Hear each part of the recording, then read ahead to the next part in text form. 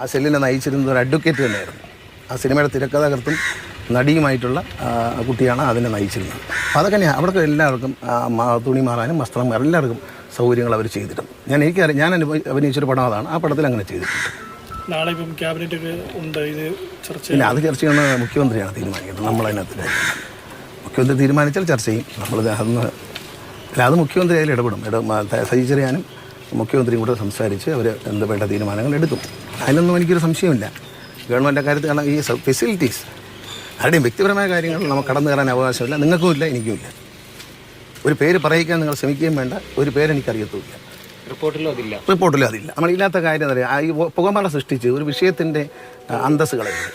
മനസ്സിലായി? ഒരു ഒരു ഒരു വേറൊരു ലൈനിൽ കൊണ്ടുപോയിട്ട് ഇതിൻ്റെ ഒരു തെറ്റായ വഴി കൂടെ തിരിച്ചു വിട്ട് ഇതിൻ്റെ നല്ലൊരു ലക്ഷ്യമുണ്ട്. ഇതിനകത്ത് പറയുന്ന നല്ല കാര്യങ്ങൾ ഒത്തിരിയുണ്ട്. സ്ത്രീകളെ സംബന്ധിച്ച് നൽകേണ്ട ചില ആനുകൂല്യങ്ങൾ, സൗകര്യങ്ങൾ അത് ചെയ്തേ പറ്റൂ.